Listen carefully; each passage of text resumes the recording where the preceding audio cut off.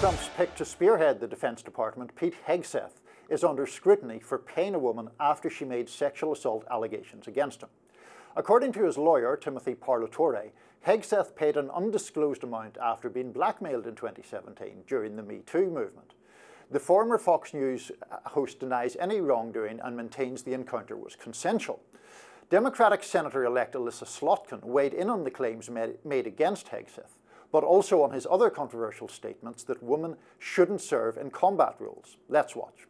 I was at the Pentagon on Thursday, and there is absolute hallway constant chatter and conversation and concern from senior women officers, but also I've heard from folks who I've recommended to service academies, young women who are just starting out their career saying, am I going to actually be able to accomplish what I want to accomplish here? So I don't think it's an understatement to say that there is real stress in the force right now. We're really at risk of politicizing the military in a way that we can't put the genie back in the bottle. The controversies in Hegseth's past also include being barred in 2021 from serving in President Biden's inauguration as a National Guard member. And that happened because a shirtless photo of him circulated online exposing his tattoos. Among those tattoos, one bore the phrase Deus Vult, the Latin meaning "for God wills it."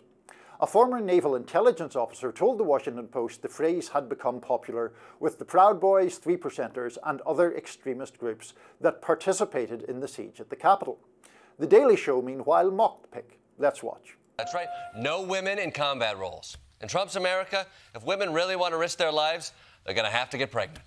While conservatives came to his defense, Fox News' Joe Concha posted, quote, "The same people who were cheering on Liz Cheney being defense secretary in a Kamala Harris administration are the same folks who can't handle a decorated veteran like Pete Hegseth holding the same position." Think about that. Lots to get into here. I guess I want to start with Elissa Slotkin's specific criticism that people in the military-industrial complex are so upset and worried about an outsider like Pete Hegseth coming in.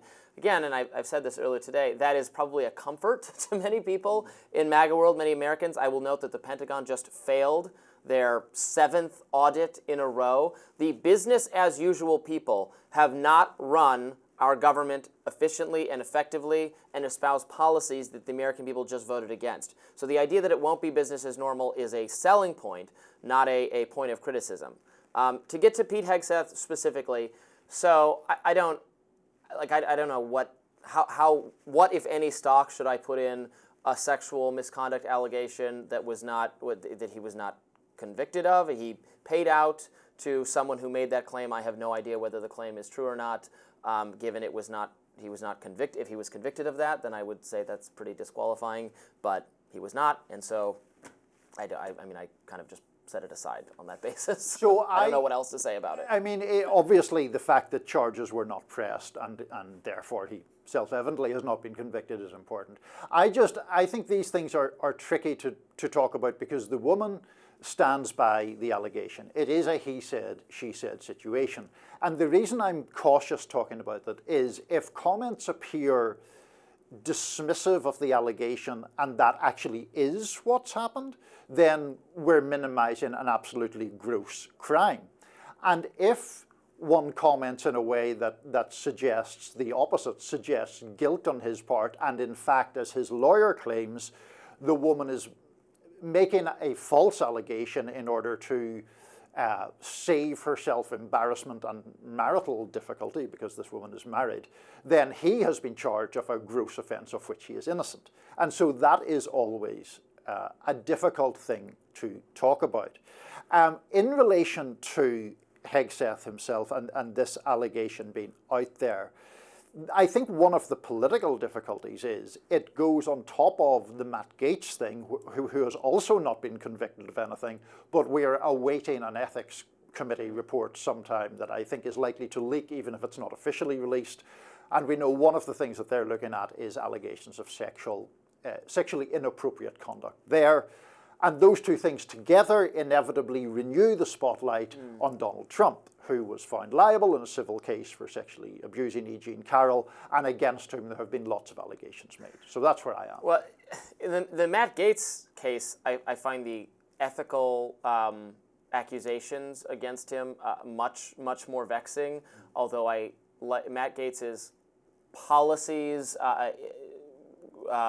versus someone else who might occupy that role, as I've said before, on surveillance and on drugs, I quite like. So now Pete Hegseth's specific policies, I don't quite know what they will necessarily be. Now, you can listen to him on Fox News, obviously, to get some idea. I think he's probably more hawkish than I am, although he's being invited into administration that has vowed to be less hawkish.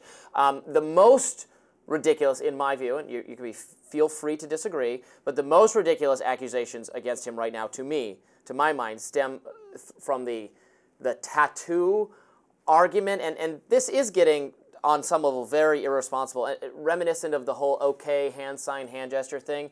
Here's a tweet from, this is from the Associated Press's Pentagon correspondent, Tara Kopp, saying that he was flagged as a possible insider threat by a fellow service member due to a tattoo he has that's associated with white supremacists. You know, we're talking about the Jerusalem cross, which is not his.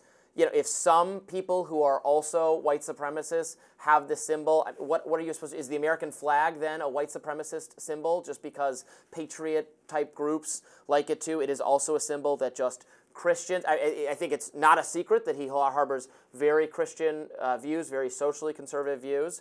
The idea that this cross itself is like akin to the Nazi iconography is, I think, a very misleading claim, and something associations or organizations like the Associated Press should not advance. You know, similarly with the Deus Vult and all that, they should be very careful here about, you know, doing the casual, lazy, this is all evidence of racism and white nationalism. So disappointing our viewers who want open conflict here, I actually agree with you on that point. Now, we were talking about Hegseth last week. I think that people in politics should be judged upon what they believe and what they state their beliefs to be.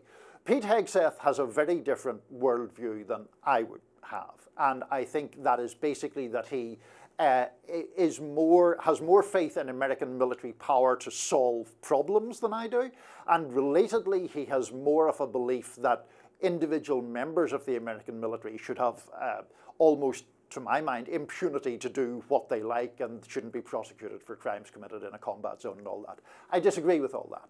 The Deus Vult stuff, I think, is nonsense, honestly, because it is a phrase that is used. Now, I'm no expert on any brand of Christianity, but as I understand it, it is a phrase that is especially popular with Catholics. There is apparently a podcast of two Catholic priests who have no especially controversial views beyond their own Catholicism, of which that is the title. It is the motto, apparently, of a Catholic school in New Jersey. And this idea that we take these things and then say, well, you know who else uses that slogan, X, Y, or Z. I just think it's fundamentally bad logic. It's that sort of thing of like, this person drinks water, and you know who else drinks water? Charles Manson, or whatever. You know, it's yes, and it's coming from people who otherwise describe themselves as debunkers of paranoid conspiratorial thinking on the right, and there is paranoid and conspiratorial thinking in some corners of the right. But then also you're saying you're experts in these, and now you're like looking for evidence and photos of hidden Nazi iconography like it's a Dan Brown novel or something. It makes you sound crazy, and you should just not work yourself into this fervor. And then you'll start seeing racism and Nazism in places it does not exist, and ignoring that there are absolutely white nationalist groups practicing in this country. There are racist people out there. There are symbols and signs and associations they have. I would argue they're actually not particularly large and looming, law enforcement threats. They're very well tracked and monitored and tabulated and counted. We should not overstate their influence. That is unhealthy tendency to do that. But I agree with you that his views themselves should be scrutinized as you described them. I don't really agree with those views either, so I think it should be interesting to see. We will continue to monitor any updates there. Coming up next on Rising, J.K. Rowling has a response to John Oliver's monologue on his show. We'll discuss.